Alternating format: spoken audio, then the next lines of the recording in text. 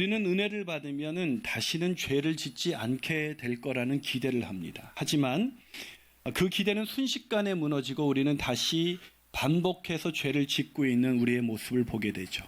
여러분은 안 그러세요? 오늘 본문에 소개된 이스라엘 백성들도 그랬습니다. 성벽이 재건된 것처럼 그들의 믿음은 재건되었고 정말 은혜로운 예배를 드렸습니다.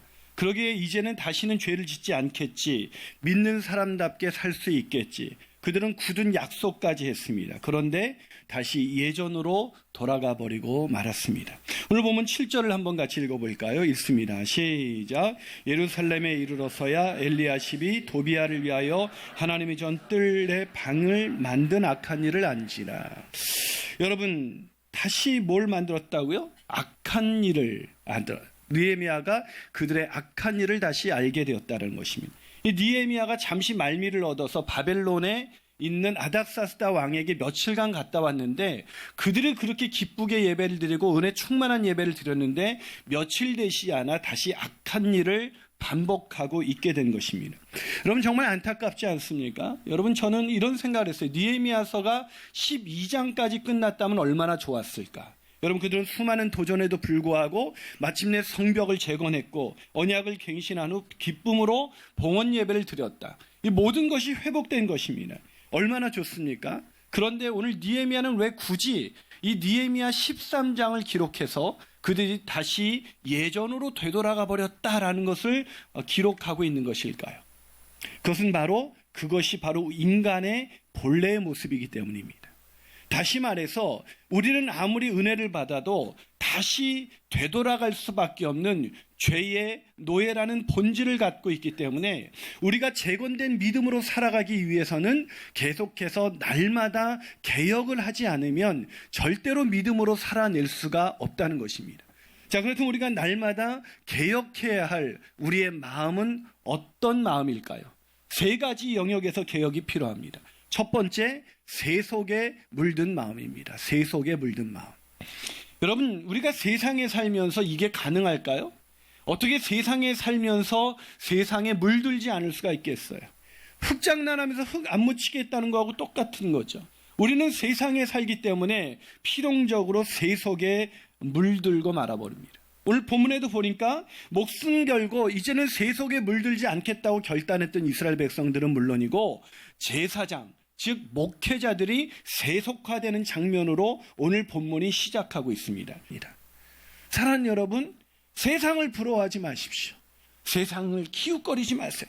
아니, 세상을 기웃거리는 그런 마음을 날마다 기억하셔서 하나님, 내 마음이 세상으로 향하게 하지 않게 하시고 늘 하나님의 사랑으로 가득 찰 수 있도록 주님 내 마음을 날마다 기경하여 주시옵소서.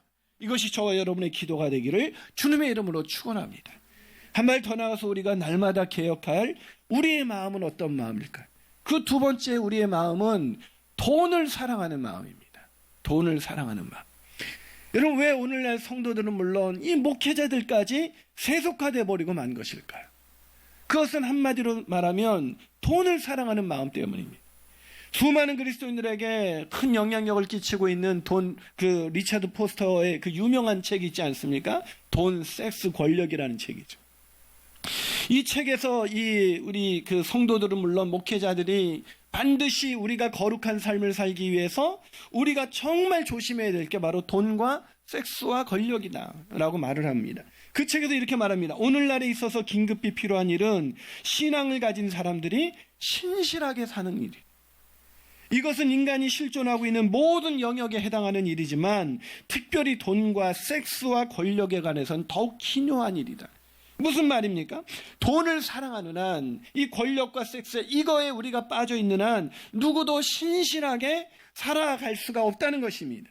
아니, 세속화에서 벗어나지 못한 채 이 땅에서 그리스도인답게 살아가는 그 놀라운 축복을 단 하루도 살아내지 못한다는 것입니다. 그렇다면 우리가 신실하게 그리스도인답게 살아가기 위해서 이 시점에서 우리가 던져야 할 가장 중요한 질문은 바로 이것입니다. 나는 돈을 사랑하지 않는가? 여러분은 어떠세요? 질문을 바꿔볼까요? 나는 돈의 지배를 받고 있는가? 돈을 지배하면서 살고 있는가? 좀 더 질문을 바꿔보면 나는 돈 없으면 안 돼 라는 이런 생각에 사로잡혀 있습니까? 아니면 가난하든지 부하든지 상관없이 하나님의 은혜로 내 마음에 기쁨을 이기지 못한 채 살아가고 있습니다. 만약에 돈 없으면 안 돼 라는 생각 속에 빠져 있다면 그 사람은 돈의 지배를 받고 있는 것이고, 가난하든지 부하든지 상관없이 내 마음에 기쁨이 넘친다면 그 사람은 돈을 다스리면서 살아가고 있는 것입니다. 하나님은 우리에게 돈을 다스리라고 주신 것이지, 돈의 지배를 받으면서 돈 없으면 안 되는 돈의 노예가 되어서 쩔쩔매는 그런 인생 살게 하는 것이 하나님의 계획이 아니라는 것을 아시기 바랍니다. 그런데 우리는 어떻습니까? 아니, 오늘날 목회자들은 어떨까요? 오늘날의 저를 비롯한 목회자들이 돈을 지배하고 살고 있을까? 아니면 돈의 지배를 당하면서 살고 있을까요? 오늘 본문의 제사장 엘리야십이 대표성을 가지고 우리에게 말해주는 것 같아요. 엘리야십은 돈의 지배를 받고 살고 있었습니다. 하나님의 전의 방을 맡은 가장 중요한 제사장이 돈의 지배를 받는 그 어처구니 없는 일들이 오늘 본문에서만 일어나는 게 아니라 오늘 이 나라 21세기 이 한국 땅에서도 일어나고 있지 않습니까? 그렇다면 오늘날 목회자들만 그럴까요? 아니요, 착각하지 마세요. 목회자들이 이렇게 세속화되어 있을 때는 성도들은 말할 수 없이 세속화되어 있다는 걸 아셔야 돼요. 오늘 본문 11절과 12절을 한번 읽어봅니다. 오늘 본문 11절과 12절을 같이 읽어봅니다. 시작. 내가 모든 민장들을 꾸짖어 이르기를 하나님의 전이 어찌하여 버림받았느냐 하고 곧 레위 사람을 불러 모아 다시 제자리에 세웠더니 이에 온 유다가 곡식과 세포도주와 기름의 11조를 가져다가 곡간에 드렸다. 이게 무슨 말이에요? 온 유다가 11조를 다시 드렸다는 얘기는 온 유다가 11조를 떼어 먹었다는 것입니다. 하나님의 것을 하나님께 드리지 않았다는 거예요. 10분의 1만 하나님의 것이 아니죠. 10분의 1을 11조라는 건 하나님께 드림으로 나머지 10분의 9도 하나님의 것인 것을 알아서 이 물질을 의미 있게 하나님의 뜻대로 잘 사용하겠다는 신앙의 고백입니다. 그 11조를 그들이 떼어 먹었어요. 그뿐이 아닙니다. 오늘 본문 16절과 17절을 한번 읽어볼까요? 16절과 17절 같이 읽어보겠습니다. 시작. 또 두로 사람이 예루살렘에 살며 물고기와 각양 물건을 가져다가 안식일에 예루살렘에서도 유다 자손에게 팔기로 내가 유다의 모든 귀인들을 꾸짖어 이르기를 너희가 어찌 이 악을 행하여 안식일을 범하는. 뭘 범하고 있었습니까? 안식일을 범하고 있었습니다. 왜 안식일을 범했죠? 먹고 사는, 좀 더 돈을 많이 벌기 위해서 이 안식일에도 일하기 시작한 것입니다. 여러분 기억하십니까? 이들이 몇 주 전에 뭘 결단했습니까? 자기들이 돈에 이렇게 복귀한 곳에서 폐허가 된 예루살렘으로 다시 돌아와 보니까 이방인들이 기득권을 가지고 있고 먹고 살기 힘드니까 이들이 안식일에도 쉬지 않고 정말 돈을 벌려고 악착같이 살았는데 만족이 없는 거예요. 그래서 그들이 깨달았습니다. 이게 성전을 뒤로 하고 우리가 돈 버는 데 집중하다 보니까 우리 안에 하나님의 사랑이 거하지 않아서 우리가 이렇게 비참한 인생이 됐구나. 그래서 그들 스스로가 이 11조를 드리고 안식일을 지키겠다고 결단한 지 며칠이 되지 않아서 이들이 다시 이렇게 돌아갔습니다. 왜요? 우리도 그러잖아요. 여러분 며칠이 되지 않아 우리는 오늘 이렇게 은혜로운 예배 드리고 집에 가서 이 재산 걱정을 하다 보면 이 계산기를 아무리 두드려도 이거 한 푼이라도 더 아껴야 되는 생각이 이렇게 들다 보면 11조를 어떻게 할 수 있겠습니까? 어떻게 안식일을 지킬 수 있습니까? 두로 사람들이 이 사람들하고 장사하다가 쫓겨나서 막 성문에 거하니까 막 이 사람들이 어떻게 하든 그들하고 이렇게 해가지고 돈을 벌려고 하는 거. 저는 이해가 돼요. 저는 솔직히 정말 우리 성도들 중에 가난한 사람들이 있고 어려운 사람들이 얼마나 있습니까? 그럼 그 사람들이 주일날에도 진짜 얼른 일부 예배 드리고 가서 얼른 한다고 저는 돌 못 던집니다. 심지어 예배를 빠진다고 해도 그건 돌 던진 일이 아니에요. 먹고 살기가 얼마나 힘들었으면 이들이 이랬을 거예요. 근데 이 사람들이 이 더 큰 심각한 문제는 뭐냐면 안식일을 범한 게 아니라 그 다음 구절입니다. 자, 본문 23절을 한번 읽어볼까요? 23절 읽어봅니다. 시작. 그때 내가 또 본즉 유다 사람이 아스돗과 암몬과 뭐라고 했다고요?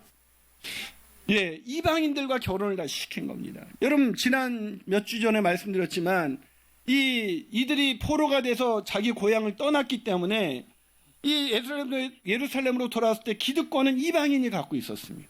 그래서 빨리 경제적인 안정을 취하는 것은 이방인과 결혼을 하는 거예요. 그거를 절대로 안 하겠다고 결심한 지 얼마 되지 않아서 그들은 또다시 어떻게 합니까? 이방인들과 자녀들을 결혼해서 친족관계를 맺어서 어떻게 하든 이 땅에서 그렇게 경제적인 안정을 누리려고 했었던 것입니다. 사랑하는 여러분, 이런 경제적인 안정을 누리려는 게 이게 죄입니까? 우리도 그렇게 살아가잖아요. 근데 세상에서 살다 보면 아무리 믿는 믿음으로 살려고 해도 믿음만 가지고는 살아낼 수가 없는 거예요. 믿음도 있어야 되지만 하나님도 있어야 되지만 돈도 필요한 세상이 아닙니까? 이 돈이 지배하는 이 세상에서 하나님도 필요하지만 돈도 필요한 이 세상에서 살다 보면 이 돈을 추구하게 되고 돈에 매이게 되고 그 결과 세속화되지 않을 수가 없는 것입니다. 그런데 하나님도 사랑하고 돈도 사랑하는 우리에게 C.S. 루이스는 이렇게 말합니다. 하나님과 더불어 다른 모든 것을 가졌을지라도 하나님 한 분만 가진 사람보다 더 많이 가진 것은 아니다. 여러분, 이 말이 이해가 되나요? 하나님과 다른 것을 가진 사람, 하나님도 소유하고 다른 것도 가진 사람, 하나님만으로 만족할 수 없어서 다른 것을 가진 사람은 하나님 한 분만으로 만족한 사람보다 더 부유한 인생을 살아갈 수가 없다는 것입니다. 왜요?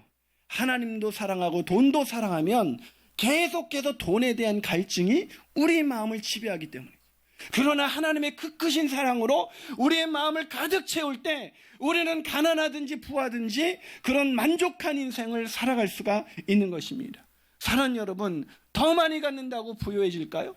더 많이 갖는다고 부유해지는 것이 아닙니다. 더 많이 가져야 된다는 이 생각에 빠져드는 순간 우리는 돈에 더 집착하게 되고 돈의 지배를 더 많이 받게 될 것입니다. 그리고 결국 하나님이 원하시는 그 거룩한 삶에서 떨어져 나가서 믿지 않는 사람들과 똑같이 이 땅에서 근심하고 염려하면서 무엇을 먹을까, 무엇을 마실까 근심하면서 살아가는 그런 어처구니 없는 인생을 살아가게 되는 것입니다. 그러기에 사는 여러분, 돈을 사랑해서는 안 됩니다. 돈을 사랑하는 한 우리 마음속에 모신 그리스도는 절대로 우리의 마음의 주인으로 좌정하실 수가 없기 때문입니다. 돈을 사랑하는 마음을 날마다 개혁하시는 저와 여러분이 되시기를 주님의 이름으로 축원합니다. 마지막으로 우리가 날마다 개혁해야 되는 우리의 마음은 어떤 마음일까요? 그 마음은 기도하지 않는 마음입니다. 어떤 마음이라고요? 기도하지 않는 마음입니다. 여러분, 본문을 연구하면서 저는 이스라엘 백성들과 이 제사장들을 저는 돌을 던질 수가 없었습니다. 왜냐하면 이들의 모습이 저와 너무 흡사했기 때문입니다. 저와 똑같았어요. 저는 오늘 본문을 읽다가 마치 내 속마음을, 성도들에게 들키지 못했던 내 속마음을 하나님이 일일이 적어간 것 같은 그런 생각이 들었습니다. 왜 우리도 은혜를 받고 이 돈을 사랑하지 않고 세상을 사랑하지 않겠습니다 라는 결단을 수도 없이 하지 않습니까? 하지만 집에 도착하기도 전에 우리는 그 하나님의 은혜를 따라 말씀 따라 살겠다는 마음이 싹 사라집니다. 그럼 집에 돌아가시면 여러분이 아마 저와 다르게 이렇게 사시죠? 여러분 집에 돌아가면 은혜를 받았으니까 그 은혜의 말씀을 더 연구하고 말씀을 묵상하고 기도하고 하나님 믿음대로 살게 해주세요, 이러고 하루를 보내시죠? 아니신가요? 여러분 집에 오늘 이렇게 아무리 은혜를 받아도 집으로 돌아가면 뭐합니까? 들어가자마자 TV를 켭니다. 이 TV라는 게요, TV를 켜는 순간 우리를 세상 속으로 한순간에 빨려 들어가게 만듭니다. 이 TV 속으로 들어가면 거기서 이 연예인들이 입었던 옷, 하고 있는 장신구, 또 광고에서 쏟아지는 그 수많은 광고들을 보면서 우리의 마음가운데 어느덧 나도 저거를 갖고 싶다, 그리고 저걸 갖지 못하면 왠지 나만 초라하고 왠지 나만 불행한 것 같은 그런 생각에 빠지지 않습니까? 그래서 결국은 광고를 보다 보면 그것을 갖지 못한 내 자신에 대해서 초라하다고 생각하면서 더 많은 돈을 벌고 싶다는 그런 돈 욕심이 생기게 되는 거예요. 여러분, 제가 예전에 잊을 수 없는 냉장고 광고가 하나 있었습니다. 이 냉장고 광고였는데요, 그 당시 톱스타였던 이영애 씨가 나와가지고 그 새 냉장고 옆에 기대가지고 그 냉장고를 막 어루만지면서 여자라서 행복해요, 뭐 이렇게 하는 거예요. 제가 그걸 보면서 참 어처구니 없지 않습니까? 여자가 결국 그 냉장고 하나 산다고 행복해지나요? 여러분의 얼굴을 보니까 그런 것 같아요. 여러분, 우리가 얼마나 쉽게 세상의 마음에 빠지는지 몰라요. 그러나 여러분, 세상은 그걸 알기 때문에 사단은 계속해서 그것을 부추겨서 우리가 세상을 사랑하게 만들고 세상에 있는 그거 없으면 뭔가 안 될 것 같이 만드는 거죠. 여러분, 우리의 마음이 얼마나 쉽게 세상에 빠지는지 위대한 청교도 신학자인 존 오웬이 죄와 은혜의 지배라는 책에서 그런 우리의 마음 상태를 이렇게 말했습니다. 신자 안에 잔존하는 죄는 어찌하든지 인간의 정욕의 도움을 받아서 은혜에 대해 우세한 영향력을 극대화하려고 애를 씁니다. 여러분, 이게 무슨 말입니까? 아무리 말씀을 듣고 은혜를 받고 결단을 해도 우리 안에 잔존하고 있는 옛사람, 이 죄는 우리 안에 있는 이 정욕, 이 육체의 욕심과 안목의 정욕, 이 욕심을 충동질 시켜가지고 우리가 은혜의 지배를 받으면서 사는 것이 아니라 죄의 지배를 받으며 그런 욕심을 따라 살도록 부추긴다는 것입니다. 이게 오늘날 우리 안에 있는 마음의 상태가 아니겠습니까? 여러분, 그래서 날마다 개혁이 필요한 건 TV를 바라보는 순간 오늘 주일날 은혜 받았던 건 한순간에 무너지고 이 육체의 정욕의 욕심을 받아 잔존하는 죄가 우리를 자꾸 충동질해서 너 불쌍하지 않니? 너 세상에서 저것도 못 누리고 살아가는 너가 참 초라하지 않냐고 우리를 계속 부추길 때 은혜는 사라지고 우리 안에 세속적인 욕심이 가득 차게 되는 것입니다. 그래서 결국은 그것 때문에 더 범죄하게 되고 세속화되어 가는 것이 바로 우리의 상태라는 거예요. 그래서 이런 세속화는 우리가 날마다 세속화되기 때문에 매일의 개혁이 필요한 것입니다. 날마다 내 자신을 기도하면서 하나님 나를 바꿔주세요. 내 마음 바꿔주세요. 이 세속에 빠지려는 내 위험한 마음을 중단시켜주세요. 이 날마다 기도가 필요한 것입니다. 그래서 오늘 며칠 후에 돌아왔던 느헤미야가 이 세속에 빠진 이 사람들을 어떻게 개혁합니까? 여러분, 이렇게 식으로 개혁한, 만약 여러분이 막 세속적인 욕심에 빠져서 막 좋은 가전제품 사다 놨는데 제가 신방 갖다 다 집어 던지고 집사님 이게 이렇게 살아도 되겠습니까? 막 이런다면 어떻게 되실까요? 이게 우리가 남의 이야기니까 평범하게 읽지만 이거는 막 굉장히 과격한 행동이에요. 참 매우 낯선 모습입니다. 오늘날 이런 목회자는, 이런 느헤미야 같은 목회자는 찾아볼래야 찾아볼 수가 없는 겁니다. 그런데 그게 다가 아니에요. 안식일에 장사한 두로 사람들이 이제 성문을 닫아서 안식일에 성 안에서 장사를 못하니까 성문 밖에서 언젠가는 문이 열리겠지 이렇게 기대하고 있으니까 이 도비아가, 이 느헤미야가 쫓아가가지고 이 두론 사람들에게 막 경고를 하면서 막 엄포를 놓습니다. 다 죽여버리겠다는 거죠. 느헤미야가 이렇게까지 왜 이렇게 강하게 할까요? 너무나 쉽게 세속적으로 빠져가는 우리들, 그게 근처만 있어도 다시 세속에 흔들릴 수밖에 없는 그런 우리의 마음을 느헤미야는 너무나 잘 알았기 때문인 것입니다. 근데 저는 여기서 한 가지 질문이 생겨요. 이렇게 개혁한다고 해서 사람들이 바뀔까요? 이렇게 개혁한다 그래서 우리가 세상을 사랑하는 마음을 거두어버리고 돈을 사랑하는 마음을 거두고 오직 주님을 사랑하는 그 마음으로 살아낼 수 있을까? 아니에요. 천만의 말씀이에요. 우리가 아무리 결단해도 우린 또다시 예전으로 돌아가는 겁니다. 그게 인간이에요.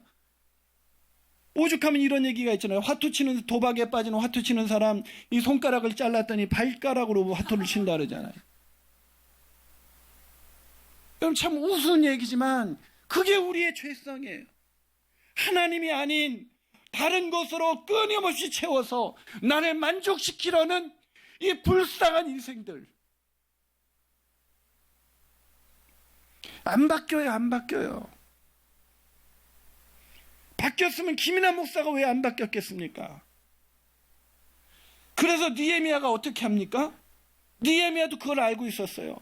아무리 꾸짖고 혼내고 세간을 다 집어던져도 느헤미야가 가고 나면 또다시 들이고 또다시 안식일을 범하고 또다시 이방인들과 혼인하면서 어떻게든 세상에서 살아보려는 그들의 마음을 알았어요. 그래서 느헤미야가 어떻게 합니까? 그래서 느헤미야가 오늘 본문 13장에서 했던 가장 중요한 행동은 개혁이 아니라 세간을 집어던진 게 아니라 기도했다는 겁니다. 기도. 자, 오늘 본문 14절과 12, 또 22절, 31절에서 느헤미야가 막 집어 던질 때마다 하나님께 계속 기도합니다. 자, 본문 14절, 22절, 31절 한번 읽어주시겠습니까? 자, 있습니다. 시작.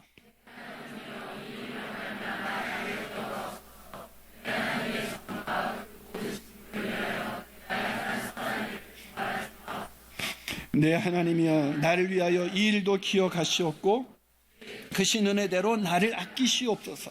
또 정한 기한에 나무와 처음 익은 것을 드리게 하였사오니 내 하나님이여, 나를 기억하사 복을 주옵소서. 자, 느헤미야가 계속 뭐라고 기도하면, 내 직무를 위하여 내가 행한 선한 일을 뭐라고요? 도발하지 마옵소서. 하나님, 내가 개혁한다고 해서 되는 게 아닙니다. 하나님, 내가 한 이 일에 복을 내려주셔서 이 일에 열매가 있게 하여 주옵소서. 주님, 저들의 마음에 세간을, 세속적인 마음을 쫓아내게 하여 주시옵소서. 느헤미야는 기도하고 또 기도합니다. 왜요? 기도하지 않으면, 하나님이 아니면 인간의 그 세상을 향한 사랑하는 마음은 바뀌지가 않아요.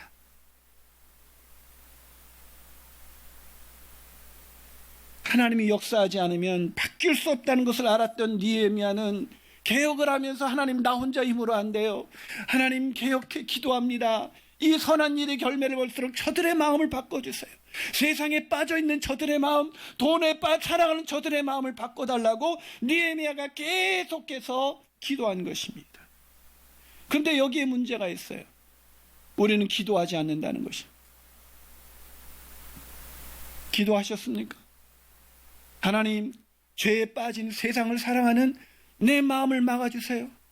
그렇게 기도해 보셨습니까? 명품이 탐탈 때 하나님, 이 세상에 빠져있는 내 마음을 잡아주세요. 그렇게 기도하기보다는 하나님, 더 벌게 해주세요. 더 많이 갖게 해주세요. 더 많이 누리게 해주세요. 이게 우리의 기도가 아니겠습니까?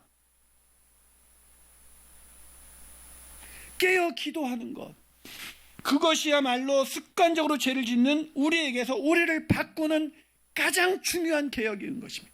개혁은 기도 없이는 이루어지지 않습니다. 그래서 느헤미야는 처음부터 끝까지, 첫 느헤미야 1장이 뭐로 시작됐습니까? 기도로 시작됐고 기도로 마무리하는 것입니다. 저는 저와 여러분이 오늘 이 가을에 하나님, 세상에 향해 있는 내 마음 하나님 바꿔주시옵소서. 이렇게 기도하는 저와 여러분이 되시기를 주님의 이름으로 축원합니다. 이번 연휴 기간에 제가 몇 권의 책을 읽었는데요, 그 중에서 제가 잊혀지지 않은 책이 하나 있습니다. 그것은 바로 김남준 목사님의 자기 깨어짐이라는 책입니다. 근데 이 책을 제가 사실은 끝까지 제대로 읽지를 못했습니다. 왜냐하면 책장을 넘기자마자 서문을 읽게 됐는데, 그 서문에 이 목사님께서 쓰신 자기 고백적인 이야기가 제 마음을 그냥 더 이상 이 책을 넘기지 못하고 그냥 멈춰서 버리게 만들어 버렸습니다. 이 책에서 목사님은 이런 서문을 쓰고 있습니다. 목회자인 저에게 몇천 명의 교인을 목회하는 일보다 더 힘든 일은 한 사람을 목회하는 일입니다. 그 한 사람은 여러분 중 가장 완고한 교인보다 더욱 고집스럽고 악합니다.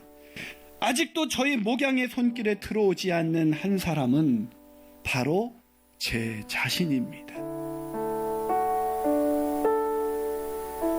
이 글을 읽다가 진짜 그렇구나. 네 자신도 구원하지 못하면서, 네 자신도 아직도 속물로 살아가면서 늘 저의 기도는, 제가 놓치고 있었던 거는, 하나님, 우리 교인들 바뀌게 하여 주옵소서, 믿음으로 살게 하여 주옵소서. 늘 성도들을 위해서 기도하면서 정작 세속에 물들어 있는 제 자신을 위해서 기도하지 않으면서 오늘을 살아가고 있었던 것입니다. 그게 얼마나 제가 어리석었는지, 성도들의 그 비참한 모습을 보면서 제 자신에 있는 그 비참한 모습을 보지 못한 채 기도를 중단하고 있는 그 제 자신의 모습을 보면서 제가 그 책을 읽다 말고 하나님께 기도했습니다. 하나님, 세속에 물들어져 있습니다. 제가 속물 중에 속물입니다. 하나님, 성도가 준 편지도 돈으로 하는 목사입니다. 하나님, 고쳐주세요.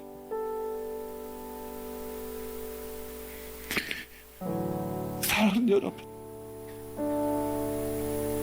날마다 자기 자신을 기도로 개혁하지 않으면 우리의 좋았던 신앙은 한순간에 날아가 버리는 것입니다. 니에미아를 마치면서 우리가 잊지 말아야 할 기도는 내 자신의 개혁을 위한 기도입니다. 날마다 세상으로 TV를 켜는 순간 블랙홀처럼 빠져들어가는 내 마음, 하나님 지켜주시고 나를 사랑하사 나를 위하여 자기를 아낌없이 내어주신 그 하나님의 사랑으로 내 마음이 가득 차게 하여 주시옵소서. 이것이 저와 여러분의 기도가 되기를 주님의 이름으로 축원합니다.